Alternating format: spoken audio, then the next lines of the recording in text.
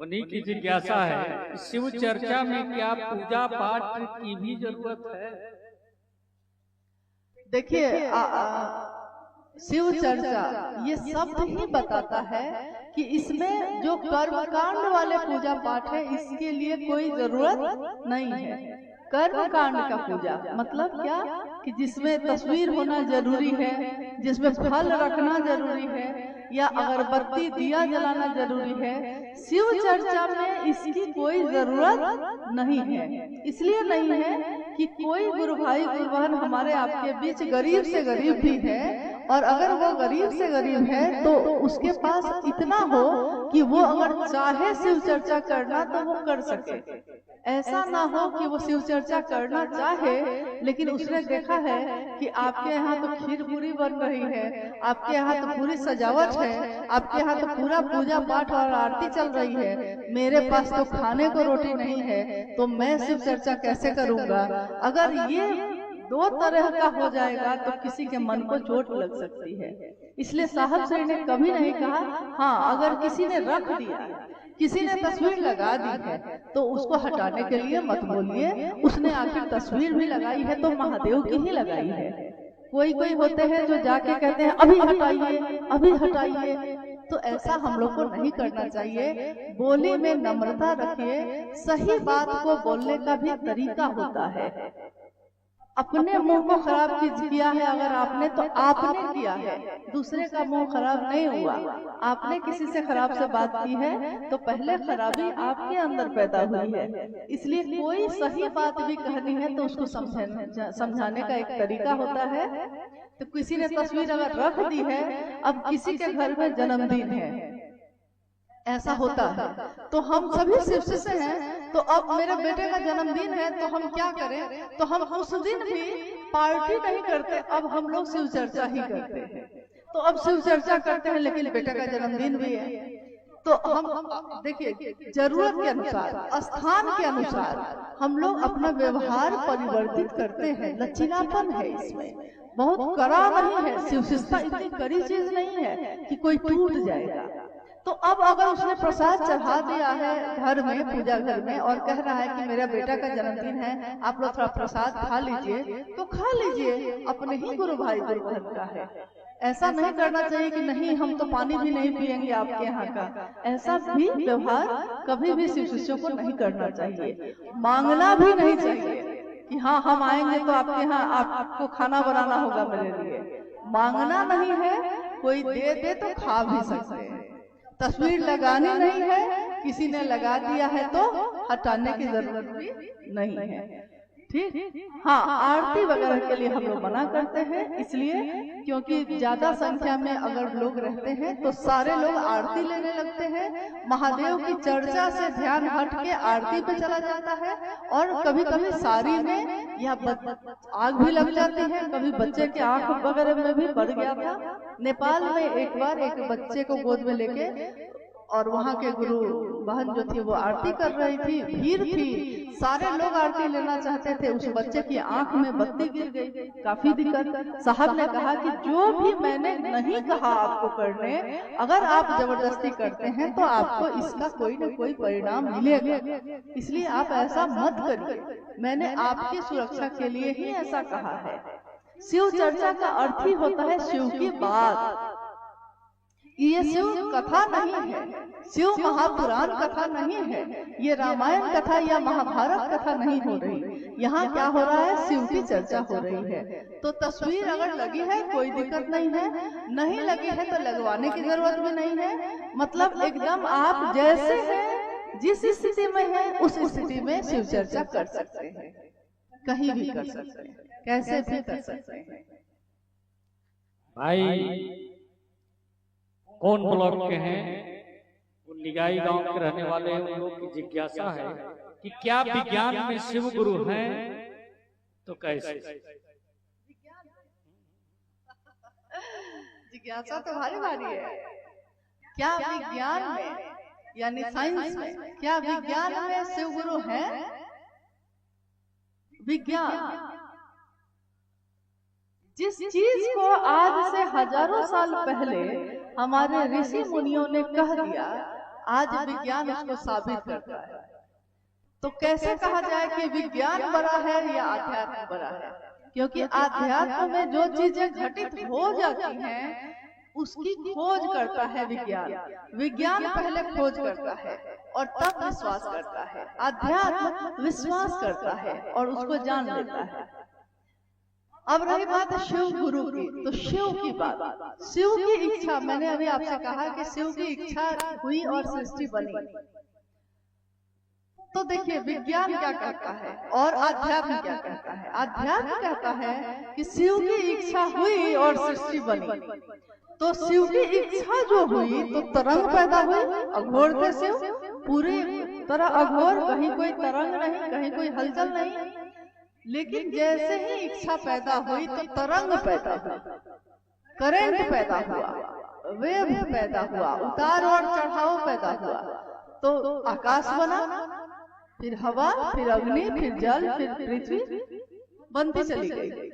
लेकिन जब शिव ने इच्छा की और सृष्टि बनी, तो जो इच्छा करेगा और बनेगा बीच में कुछ समय रहेगा कि नहीं? कुछ भी तो होगा। इच्छा पैदा होने में और सृष्टि के बनने में कुछ तो होगा। मैंने कहा रुकिए, तो मैंने जो कहा रुकिए इस माइक पे कहा है, तो ये जो आपके कान तक गया है तो माइक की आवाज आपके कान तक जाएगी। इसमें थोड़ा सा समय तो रहेगा ना। तो वो जो आवाज हुई, जो ध्वनि हुई, जो तेज आवाज हुई शिव की इच्छा और सृष्टि के बनने के बीच में, उस आवाज में जो सुनाई देता है, जो ध्वनि है, वो कैसी है? तो कहा गया कि आ ऊ मा। ये आवाज कैसी है? जब एक साथ सुनते हैं तो ये आवाज होती है ओम। इसीलिए ओम को ध्वनि का शब्द कहा जाता है, ध्वनात्मक शब्द है ये। प्रणव मंत्र भी कहा जाता है। प्रणव यानी जहाँ से पैदा हुआ।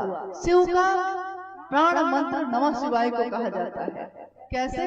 क्योंकि जैसे ही धरती पैदा हुई, जैसे ही आकाश बना तो शब्द बना। आकाश में 5 ज्ञानेंद्रियों में एक ही ज्ञानेंद्रिय काम करती है, सुन सकते हैं।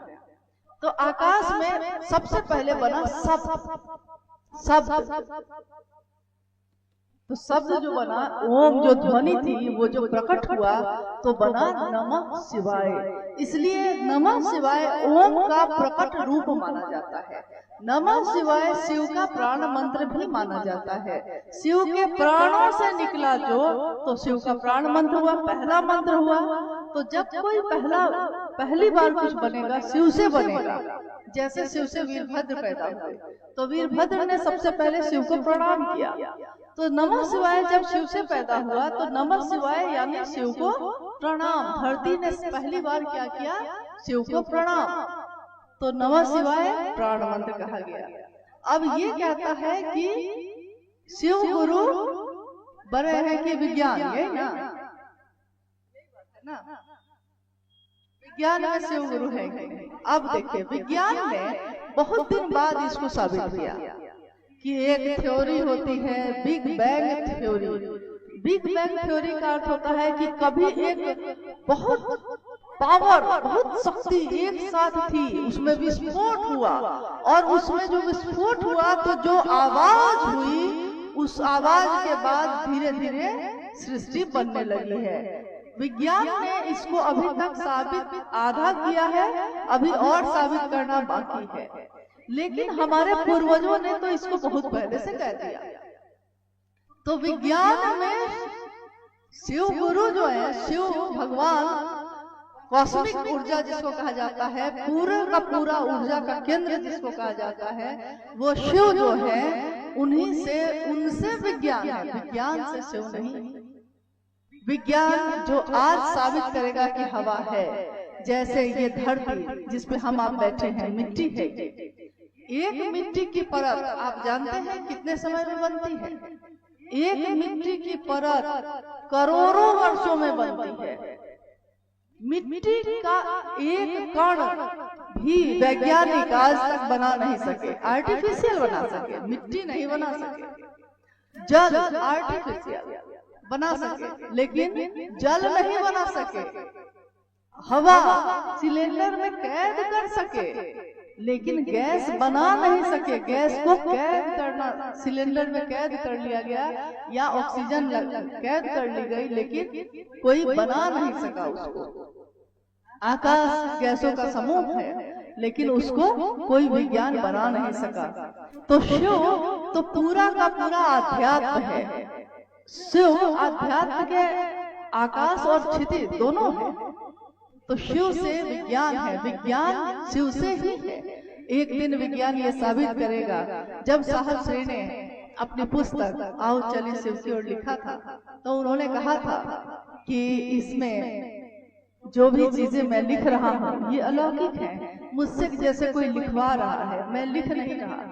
जब उनके जीवन की घटनाओं पे अनविल आकर लिखा गया था, उस समय 2 शब्द में उसमें साहब श्री ने लिखा है कि मेरे जीवन की ये जो घटनाएं हैं जो लिखी गई हैं, ये आपको अलौकिक प्रतीत होंगी, अविश्वसनीय प्रतीत होंगी, क्योंकि कभी ऐसा होगा कि भविष्य में विज्ञान इसको साबित करेगा।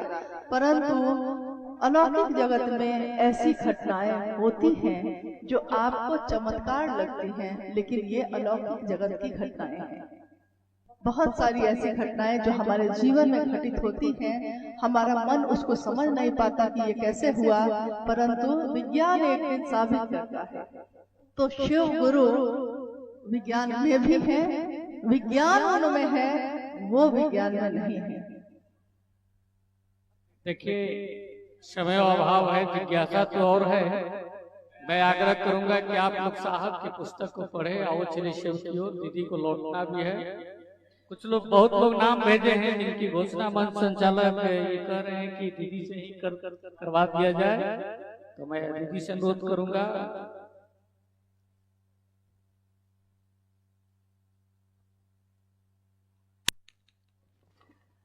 भाई सतीश जी ने आपसे सही कहा। साहब ने 1990 में शिष्यानुभूति लिखी थी, और उस समय के साप्ताहिक चर्चा स्थलों पे शिष्यानुभूति पढ़ी जाती थी।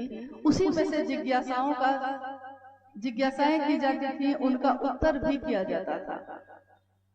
तो मेरा निवेदन होगा आप सभी से कि आपके यहाँ जो साप्ताहिक चर्चा चलती है उस पे अगर शिष्यानुभूति नहीं है, तो अगर आप में से कोई गुरु भाई गुरु बहन मुख्यालय रांची जाते हैं तो आप उपवन से उसको प्राप्त कर सकते हैं, ले सकते हैं। उसके लिए कोई पैसा नहीं लगता, लेकिन अपने चर्चा स्थल पे आप उसको जरूर रखिए, उसको पढ़िए। साहब की पुस्तक है और साहब के जीवन में लिखी हुई पुस्तक है, अनमिल आखर और आओ चले शिव की ओर।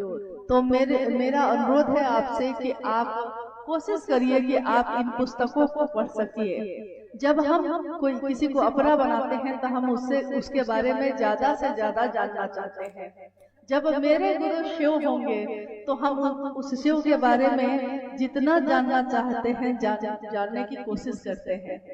आओ चले शिव की ओर की पुस्तक हमको शिव के तमाम पहलुओं से रूबरू कराती है, मिलवाती है।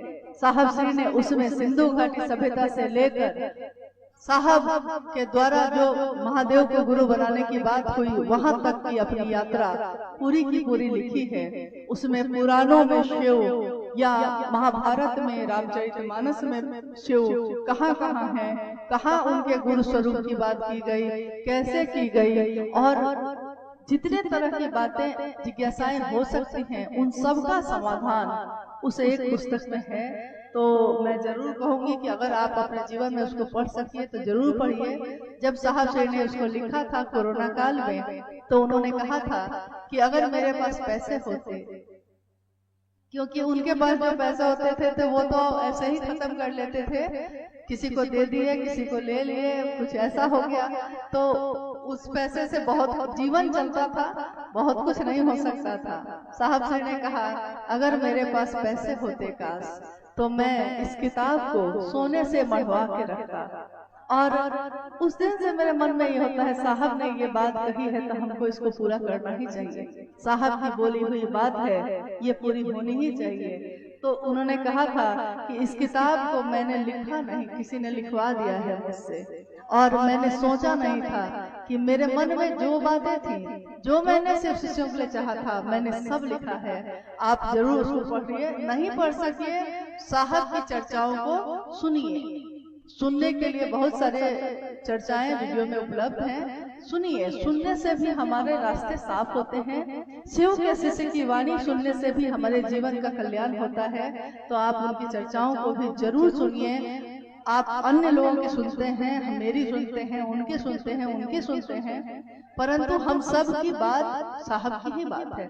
साहब की ही बात हम भी दोहराते हैं। अगर मूल चीज को पकड़ ली जाए तो इससे सुंदर बात और कुछ नहीं हो सकती। आइए, आज का ये शिव गुरु महोत्सव जो महादेव की असीम दया से घटित हुआ है और इतने सुहाने मौसम में गुजर रहा है, महादेव की दया का तो कहीं छोर नहीं है। वो तो दया ही दया करते हैं, हम ही उसकी कदर नहीं कर पाते, हम ही संभाल नहीं पाते। महादेव हम सबके जीवन का कल्याण करे, शिव के शिष्यता सबके जीवन की दशा और दिशा को बदल दे और सुवासित करे, सुगंधित करे। इसी की कामना अपने गुरु महादेव से, अपने साहब दीदी से करते हैं। आज इस गुरु मंच पे बहुत सारे नाम आए हैं शिव शिष्य होने की घोषणा के लिए, तो इन सभी को पढ़ना संभव नहीं है क्योंकि बहुत ज्यादा नाम है। तो इन सारे नामों की घोषणा हम लोग एक साथ ही करते हैं। घोषणा है आज से और अभी से जिन गुरु भाई गुरु बहनों ने अपना नाम लिखकर महादेव के इस मंच पे भेजा है, उनके नाम की घोषणा शिव के अंतरिक्ष साम्राज्य में संप्रेषित की जाती है। कृपया दर्ज हो। जाग जाग महादेव। आप सभी के चरणों में प्रणाम।